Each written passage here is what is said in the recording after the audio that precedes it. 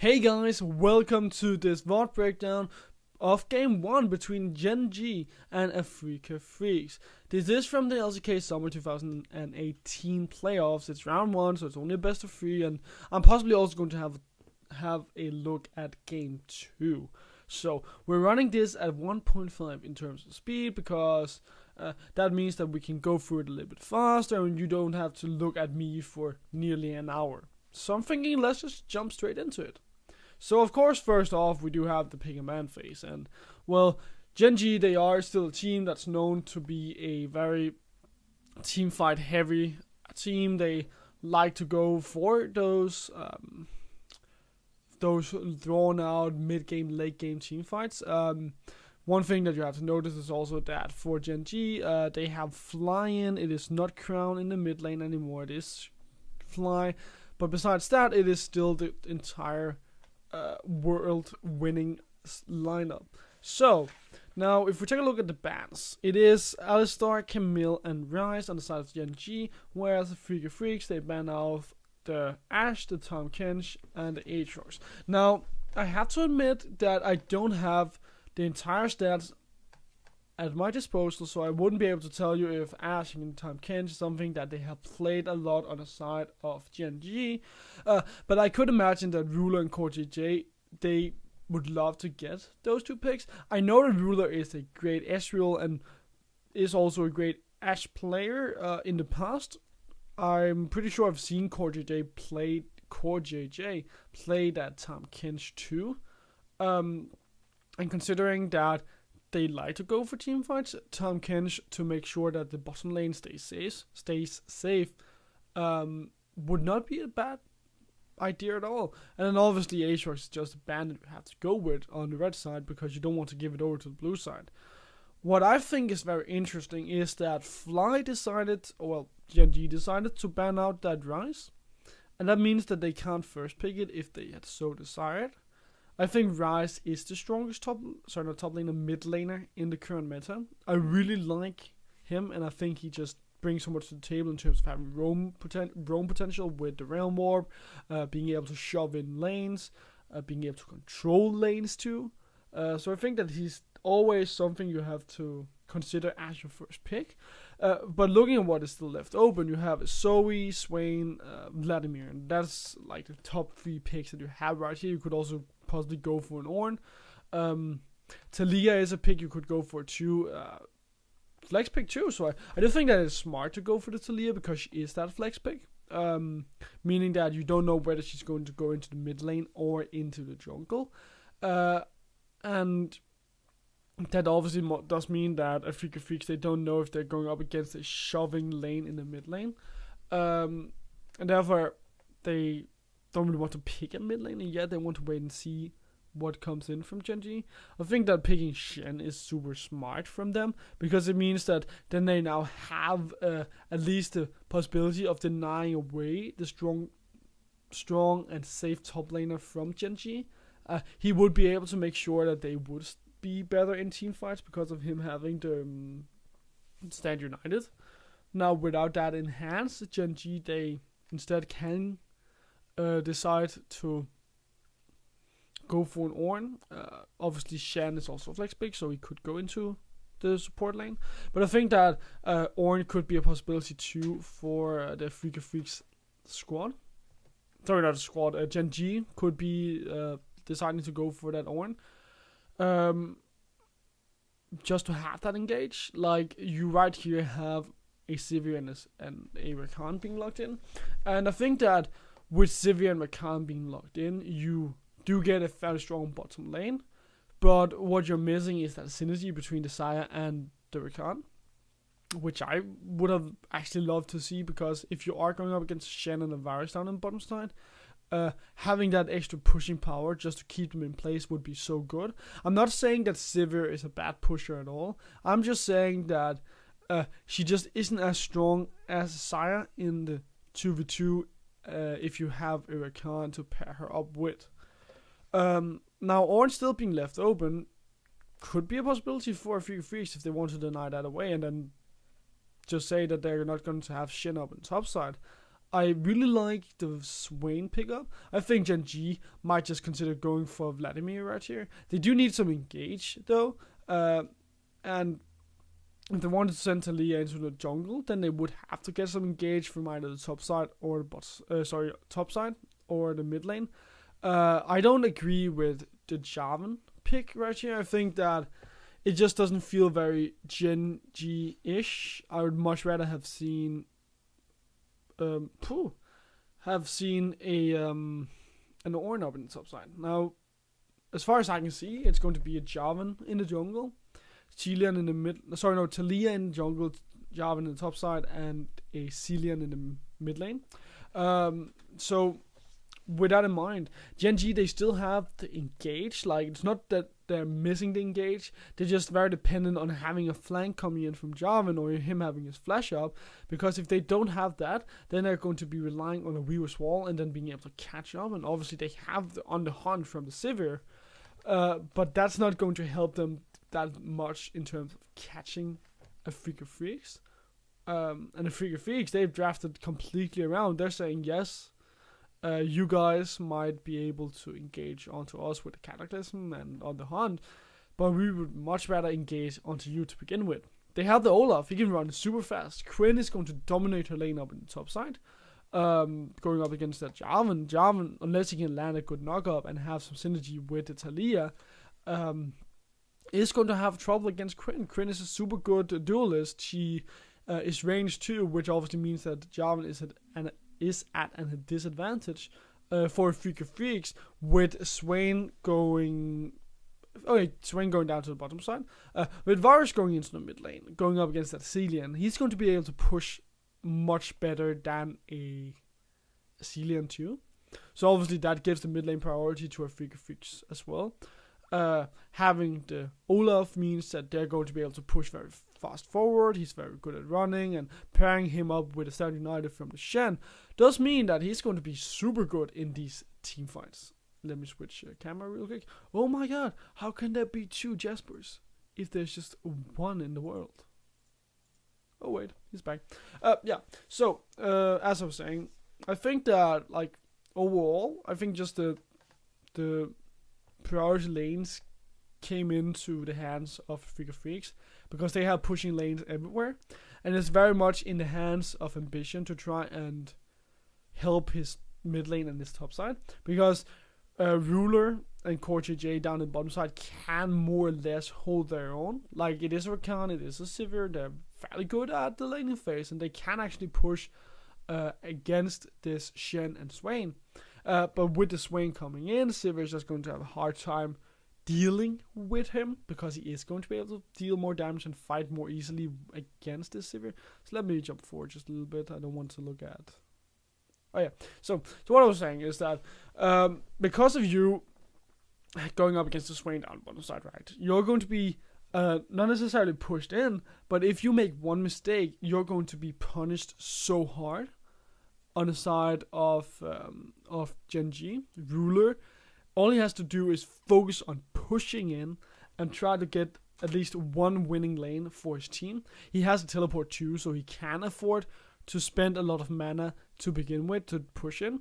So Ambition's prime objective in this game is to just try and help his mid lane and his top side. Kuba is in trouble. But yeah, try and help his top side and his mid lane to try and get at least a mid lane priority so that they can roam up to the top side, or get a winning lane up in the top side and shut down that Quinn. Problem now being that there's no flash on the side of Kuve, so obviously that takes away a little bit of the kill pressure that the Gen.G lineup they could have had here in the early game.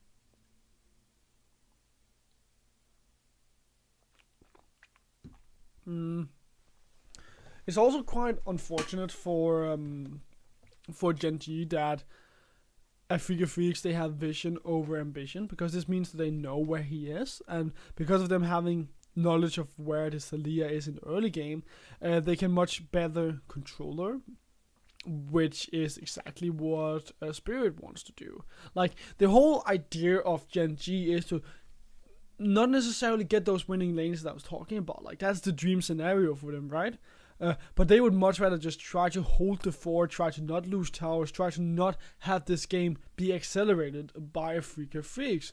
So if they can make sure that they don't lose towers by trying to push out, or at least fighting back against these winning lanes, which is in the hands of Afreeca, they have a chance to actually win this game. However, if they don't do so, if they start to lose towers, if they start to bleed gold, well then Afreeca Freecs, they will win this game. So, therefore, it's just so important for Gen.G to not give the tempo over to Afreeca Freecs. And for now, it's not like they have that tempo yet, and they have switched up their the Scuttle Crabs too. So at least 1-for-1 going into each hands of the junglers. So it's an even game, so to say. Mountain Drake is the first Drake of the game, and I think that's going to be important in some senses, because on the side of Afreeca Freecs, you don't have a lot of disengage. You are very much linear in your playstyle. You just want to move forward. Like, okay, let me show you. You just want to move forward like that. That's the way that you engage. That's the way that you get fights. So having a lot of disengage helps you in sieges, and with Afreeca Freecs not necessarily being the best siege team, okay, they have 2 range, they have Quinn and Varus, which obviously will help them a lot into taking down towers, but not having the disengage means that they can be engaged very easily on by Gen.G with their movement speed. So a Mountain Drake could be very important for Afreeca Freecs here to begin with, because if they can get that Mountain Drake, their sieges will become much better, and then they can deny away some of the potential engage that you have on the side of Gen.G.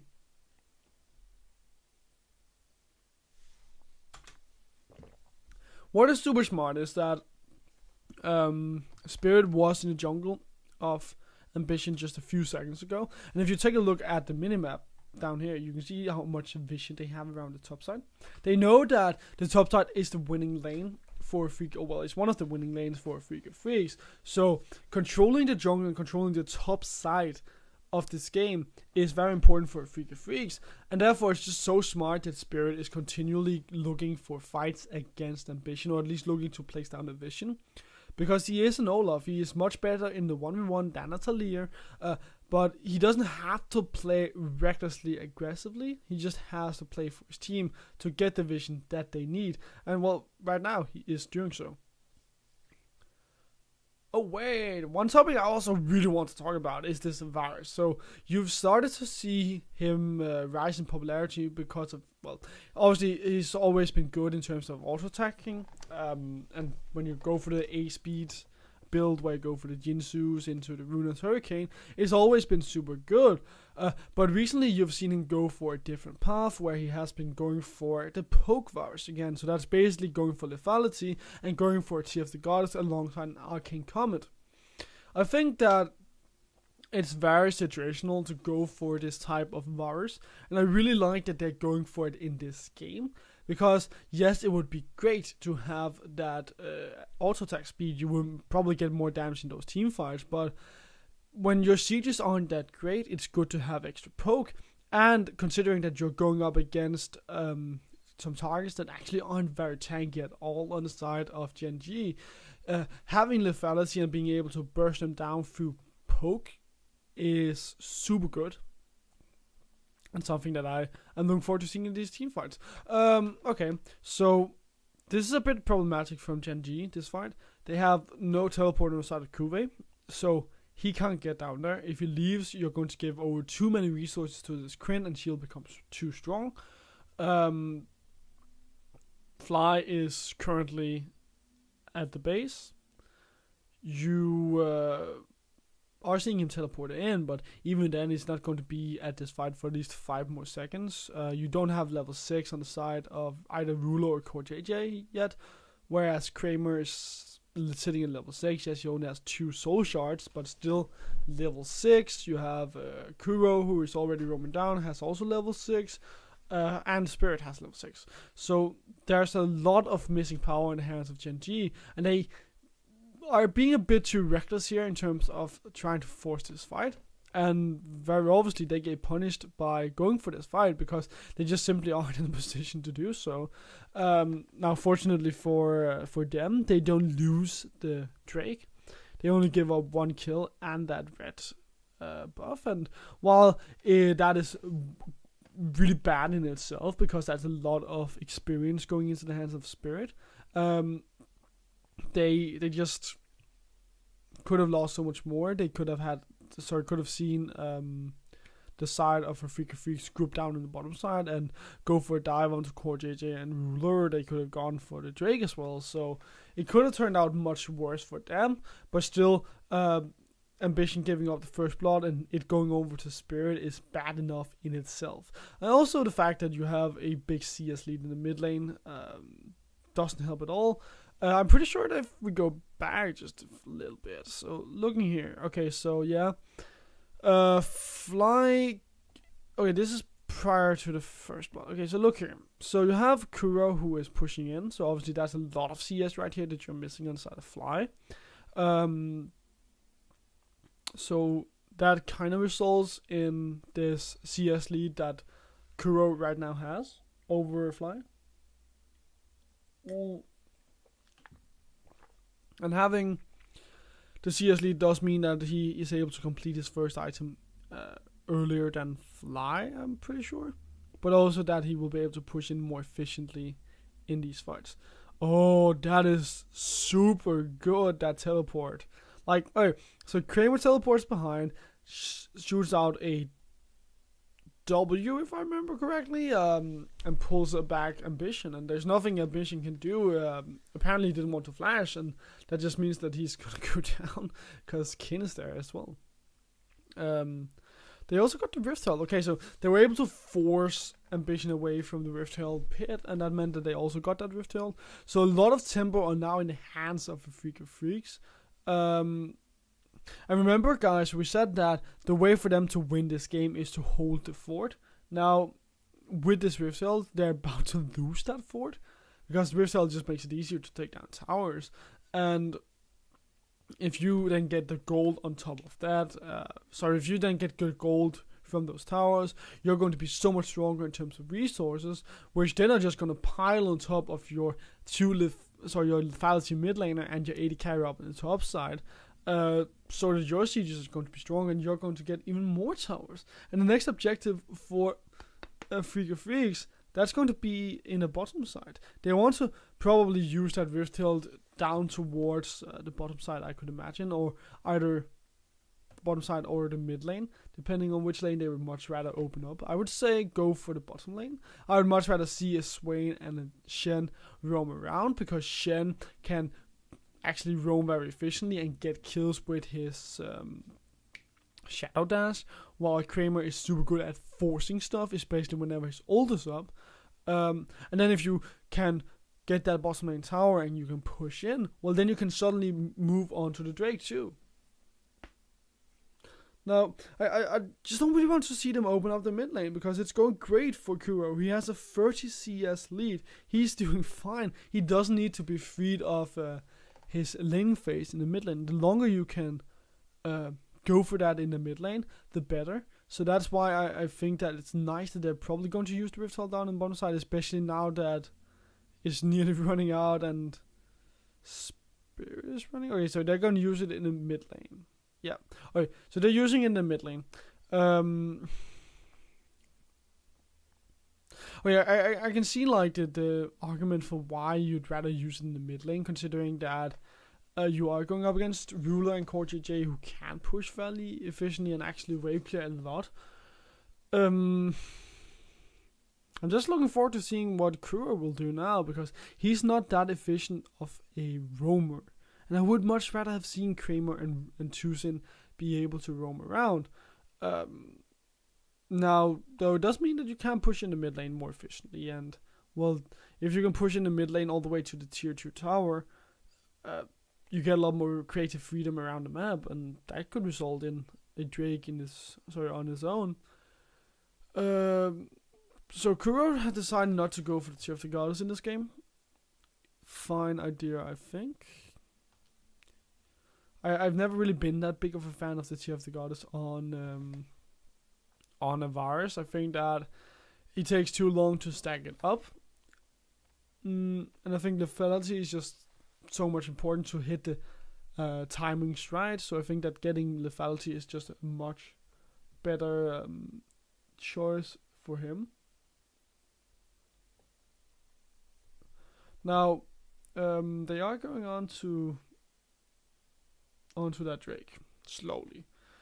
They have a lot of control. Again, remember you have Kuro, who's 30 CS up on Fly, so obviously that's a lot of CS and a lot more resource in his hands. On top of that, Fly is scaling up with a lot of Aegis. You have Talia, who only just first got her runic echoes. You have no items on Kuve. You really only have Ruler with the Stormraiser and then the Executioner's Calling, and he has been forced to go for the Executioner's Calling to deal with Kramer, who has a lot of sustain. So that's just gonna like deny you a lot of damage from the seal that you could have had at this point. And Gen.G, they say, okay, we're bleeding, we have to just give up this Drake. So you see Fly just going back after being pushed in. The same goes for Kuve, and they actually have 2 towers on the side of Afreeca. So okay, Kin has been able to just tear down that tower on his own without any trouble at all. And that means that they have a 3,000 gold lead on the side of Afreeca, and this isn't exactly what you wanted to avoid on the side of Gen.G, because giving all of this gold over to Afreeca Freecs means that they have so many more items to work with. And having the items on a team like Afreeca Freecs, who are mid-game oriented, means that they are just going to be stronger than you. You're going for the team fights. You have a very slim chance at getting engages with Kuve and Ambition's Weaver's Wall, which we actually haven't seen being used as well in this game at all.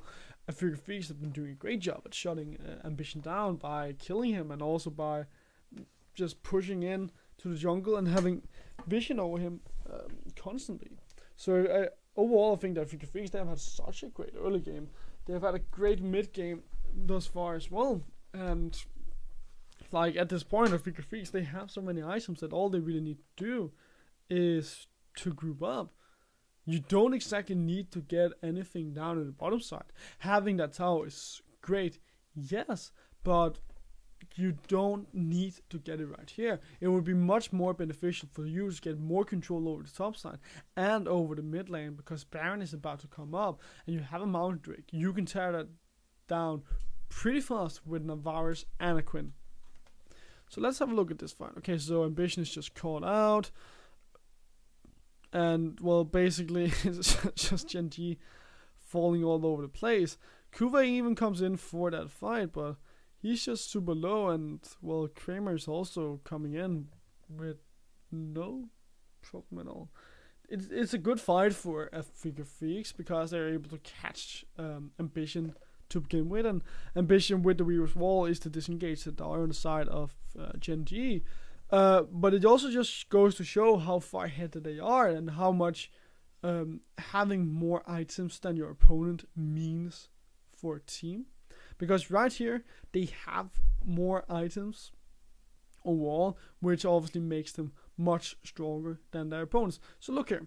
Alright, so you have, okay, so something that I missed. You already have Kin roaming down right here. So obviously that's a tempo advantage going over to the hands of Afreeca Freecs. You have, I'm not quite sure actually how Ambition was caught. He's probably being slowed. Okay, so yeah, alright, so it's just Olaf that runs through with the Ragnarok, and obviously with the Ragnarok he can't be slowed. So he runs all the way through, you get the Stand United. Kramer's all the way down here, and the Kin is about to come into the fight. You have Kuro up here, who's also about to join the fight. And Kuve is just teleporting in, so already here you have a man advantage. That's now a 4 against 3. For a slow moment, it was a 2 against 4 until you saw Kuwei come in. So right here, for like 4 seconds, it's a, maybe 3 seconds, it's a 2 versus 4. Because you still have a ruler down here who can't come in to help you. Has no mobility either and has to deal with Kramer. So first of all, like, having that tempo, having the movement ahead of the fight is great, because that was what helped them a lot, having Kin down there.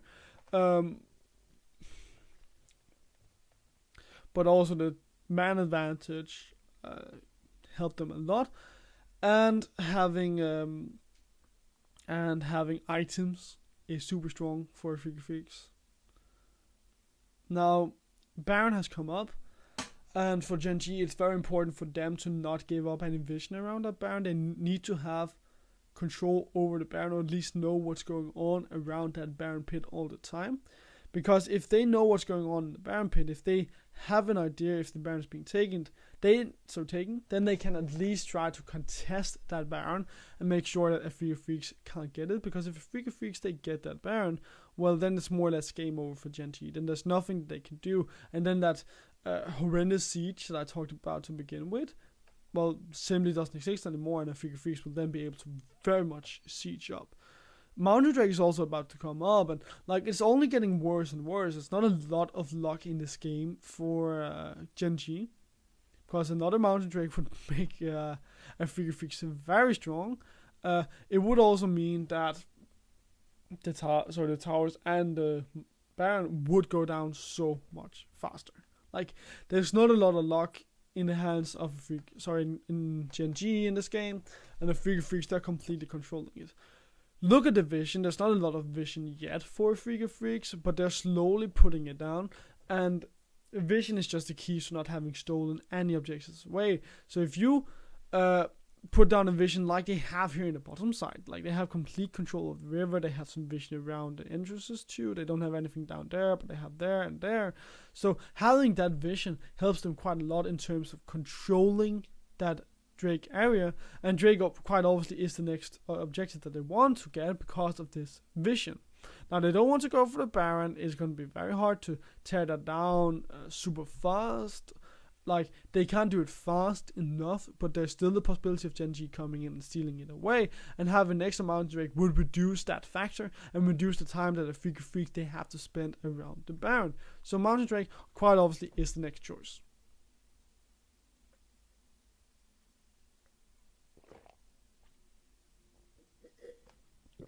Okay, so minion wave pushing up on the top side, Afreeca Freecs stay on the timer. Bottom lane being pushed in by Core JJ and Ruler. Everybody's here except for Kuwei, because the mid lane is being pushed in, and he went to the mid lane to try and defend that one into your pin.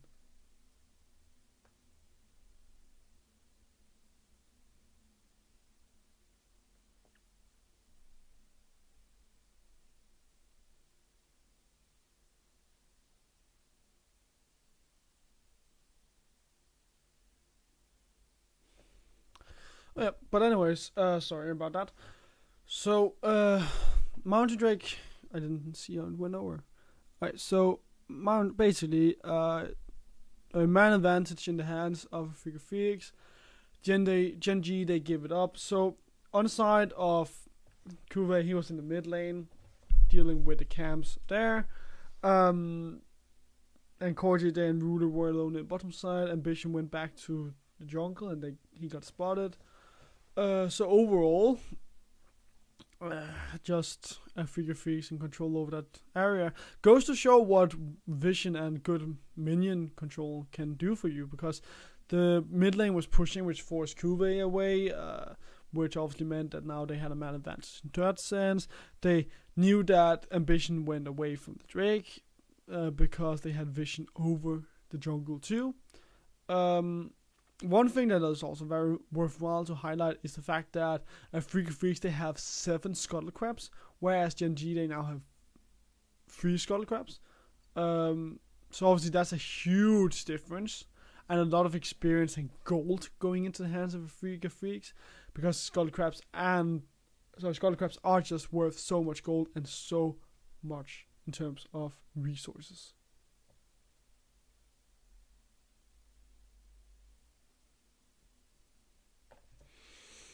So, alright, let's have a look at the gold right here. So yeah, basically Afreeca being control over the entire game. I think that it's, again, worthwhile to mention that towers have slowly fallen, and because of towers slowly falling, that was much more gold in the hands of Freecs. Now, it's not a 5,000 gold lead anymore, because of Freecs just giving up a little bit in terms of tempo. Like, they aren't pulling the trigger as hard as they could right now.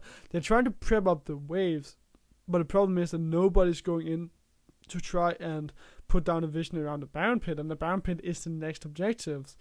Like, they could potentially be engaged on by Gen.G if they don't have that Baron to make their siege stronger. Plus, there's a load of wave clear on the hands of Gen.G. In the hands of Gen.G, with Fly being Celian and Ruler being a Sivir.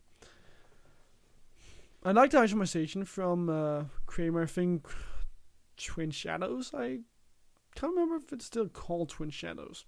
I really like that item. I've always loved it, and I used to build it a lot on Twisted Fate like 2 or 3 seasons ago, just because of the chase potential. And well, Kramer will still deal a lot of burst damage with his ultimate, and he doesn't have to be the main carry, so I think it's nice to see him just go for a little bit more of a supportive item.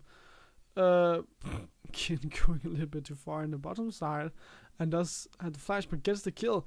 And Ambition being caught there is a big problem too. Now, first of all, it's a big problem that Kuve goes down, because that means that the bottom lane is going to be pushing against Gen.G, which means that Afreeca, they can collapse around the Baron. But it's also a problem that Ambition goes down, because that forces him to go back. And with him going back to the base, he can't be there to pressure for a smite. Now, he has to use the Reaver's Wall, but he's just too late, and this is very smart from Freecs, knowing that they have a big man advantage, but also that they can do this because of that man advantage. And also really smart, again, that because of Kin being a Quinn, he could kill Kuve, and that he could push in the bottom lane, force Gen.G to draw themselves towards that bottom lane. And then that pick onto Ambition was just cherry on top, which helped them get the Baron Pit. So look right there. Alright, so you have Quinn down here on the bottom side. She's going up against the Jarvan. Kuro. Alright, yeah. Kill Jarvan, right? Oh, well, it's about to kill Jarvan. In the mid lane, so it was actually Gen.G that engaged. It's super good that they are able to force away the Stand United and double summoners from Kuro. I think it's okay to blow your own flash as a Rakan right here to get those summoners away from Kuro. What is problematic is Ambition that's all the way around here. Like, you don't want to be here. I don't see why you have to be here. Like, you know that he's going to flash. You know that he's going to heal. You should always know, as a pro team, how far you can go. And that's just too far. You should know that those summoners are up, and therefore that you can't go in and get a seismic shot back. Like, come on, Ambition. That is just plain stupidity right there, that you go that way. You should not be in that position, and you deserve to die.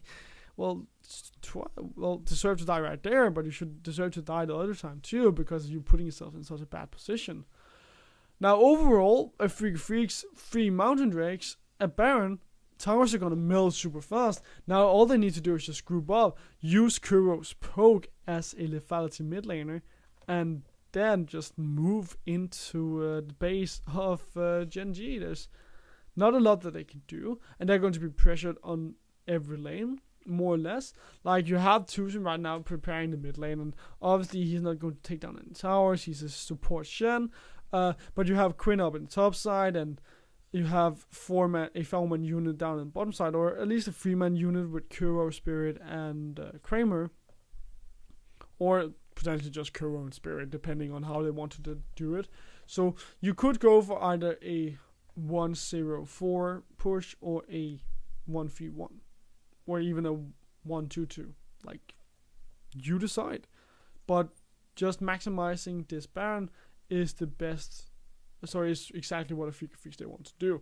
And I would say that getting 3 towers is successful on its own. Holy hell, Kuro deals a lot of damage. Getting 3 towers is successful on its own. Like, they just got 3 tier 2 towers. They're knocking on the base now. They don't have a lot of time left with this Baron buff. But it has been successful thus far, just getting those 3 towers. And the fact that they have taken so much health off of all of the inhibitor towers also means that they should be able to, well, maybe get an inhibitor very soon. Good Weaver's Wall from Ambition. Were able to then catch Kramer with his pants down. Kramer didn't want to flash for some reason. I'm not quite sure why. You could have flashed out there. But a good Weaver's Wall nonetheless helped to separate Afreeca Freecs. So look here. Alright, so you have the Weaver's Wall that comes in around this angle. I think Kin is able to get out to the side, and then Kramer comes in right here. Alright, so let's have a look. Alright, Kramer's there. Weaver's Wall comes in here, and everybody from more or less everybody from Afreeca Freecs is able to get over to the other side. Well, the ones that are left. 50-50. Not everybody. Nonetheless, Kramer's caught. He's a bit too far forward. Stan United didn't come in from choosing as well, as he was trying to get out of that situation. Just a misstep from Afreeca, really, and a very good punishment from Gen.G, knowing that they could go for that, because they saw Kramer overextend. And it still requires balls to go for a play like that when you are this far down, when you've just lost your inhibitor turret too. But nonetheless, talking about tempo, Afreeca Freecs, now they don't have that Baron to work with anymore. It is coming up in 1 minute and 45 seconds. So obviously they still want to get another Baron. But they have to get onto it first of all. And it has to respawn actually first of all. But they can just screw up in the mid lane and get that inhibitor, which is exactly what they were looking to do. And Gen.G are playing super smart, because they know that the way for them to stop Afreeca Freecs from pushing, the way that they know that the way they can stop Afreeca Freecs from pushing is to engage onto them. Okay, right here, Kuve goes out, Kuro and Kramer is dead. Okay. So you have Core GG that goes down, Kin goes down to Talia, Ambition is just kiting and kites a long time, and in comes Kuve and gets a shield. Okay. So that was in the hands of Kuve and Ambition. Ambition coming in very clutch in the fight towards the later stages of it. But Kuve finding the pick to begin with. So see here, he comes in, lays down the Cataclysm. Core JJ isn't there. Ruler isn't there. Ambition really isn't doing a lot right here. But Kuve has a lot of damage and is super tanky. And Ambition just kinds it out for a long time. And Kuve tanks a load of damage. Puts down a load of damage too. But really well played by him to find that fight to begin with.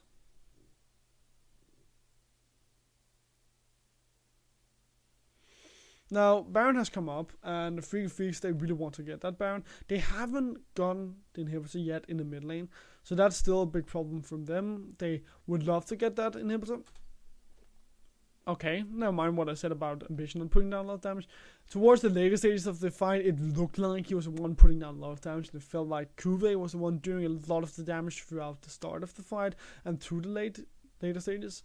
But he just didn't do as much as Ambition. And that's fair. Kuve is a tank. Okay, so talking about next step. Next step for Afreeca Freecs is to get the Baron. They obviously would love to get the Elder Drake too, but it's not as high a priority as that Baron, because Baron gives them pushing power.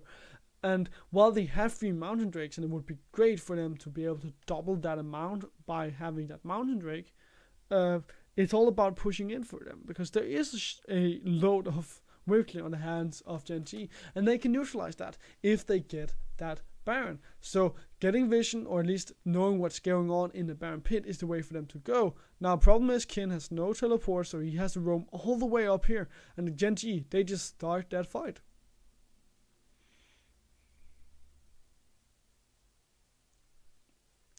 Kuro has no mobility, so that's a huge problem for Afreeca Freecs in these fights. And now Gen.G, they have reached a point where they can really start to fight. Okay, Kin going all the way into the mid lane. So it's looking like Afreeca Freecs, they say, okay, as long as we can get that inhibitor, it's fine. So they trade an inhibitor and an Elder Drake for that Mountain Drake. Sorry, not the Elder Drake for the Baron. An inhibitor and an Elder Drake for a Baron. I don't know if I think that that's like the best trade. It's the best trade that you could get right here, because Kuve quite obviously is dead. So you couldn't have been able to go for that Baron anyways. But like for Gen.G, it doesn't feel like the best trade either, because giving up that inhibitor, it's still going to be down when the Baron has expired. They won't be able to really use that Elder Drake on the side of Afreeca. Fortunately for Gen.G, there's no way that they can really push in. But like, fortunately for Gen.G, it's only gonna be like a minute on the inhibitor, so that's not that bad. It just still doesn't feel like, it just still doesn't feel like the most worthwhile of trades to trade that inhibitor for that Elder Drake. Sorry, trade that inhibitor for that Baron. But at least, I mean, like, it's not like Afreeca Freecs, they can really use that inhibitor for anything anyways, because they don't have the Elder Drake. They don't have the Baron buff, so they're not going to be able to push anyways. With the Elder Drake, they can't really utilize that, to be honest. Like, it's cool for them to get the Elder Drake, but without the Baron, they just can't push. So that's another like 6 minutes that this game will be prolonged. It's going to be such a long game. Like, it feels like Afreeca Freecs, they could have ended this game quite a while ago, but they just haven't done so. And without the Baron buff in hands, there's no way that they are going to be able to end the game. Because again, the weight clear that you have in the hands of Gen.G, it's too much for Afreeca Freecs to handle, and there's only that much that you can do with the poke that Kuro has. You're not going to be really able to poke anyone out of this game. So I pretty much think that what we're waiting for here is another Baron to spawn. Like, I don't see Afreeca Freecs being able to do anything yet. So like, the best thing that they could do in this game right now is just to get control over the topside river. If they have control over the topside river, they are then going to be able to control the Baron more easily when it comes up. Which also means that then they are going to be able to try and get the Baron more easily, because they know where everyone from Gen.G is. They might be able to turn onto someone too and burst them down. Afreeca Freecs, like, they're doing it right now. They are placing down vision. That's the smartest thing that they can do right here, because they just have to wait for that Baron buff. That's all they can really do. And well, inhibitor is going to be down until they get another Baron buff. It's all about the Baron. And I know I've said it quite a few times right now, but Baron is all that they are looking for.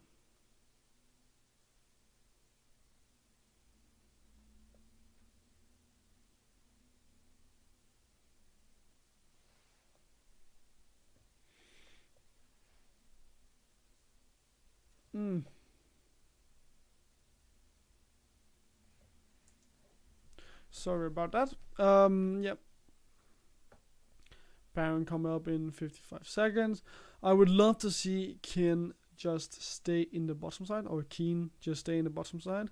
Like, your Quinn, push in, then rotate up towards the Baron, force the teleport away from Kuve, first of all. Like, Freecs go onto that Baron, pressure around it, start it up, force Gen.G to come to you, then force Kuve to teleport up there. And then you can go back to the bottom side and start pushing, and then you can rotate up, because you are faster, Kin that is, than Kuve. It's nice to see Gen.G actually put down some damage onto Spirit, because it does mean that now he will have a little bit more trouble trying to tank anything up. I think he might have a Warmox actually, which is why he's regaining so much health. Two members, from Gen.G being in the bottom side. I've protected that. Keen is attracting a lot of attention, and if Freecs were super smart, then they'd look for an engage right now. But they're also pressuring with Kramer up on the top side, so they're really putting Gen.G to the test right here. Gen.G, they have to pull the trigger somehow, because they can't afford to lose 2 inhibitors. Neither can they afford to lose that Baron. So they have to look for a fight. They have to force something right here. I like how Keen is also going for that Elder Drake. Like, again, attracting attention. 4 members from Freecs are currently not at the Elder Drake, whereas 5 members from Gen.G are at the Elder Drake. It's okay for them to give up the Elder Drake. Here comes the teleport from Kramer, however. This could be the last fight.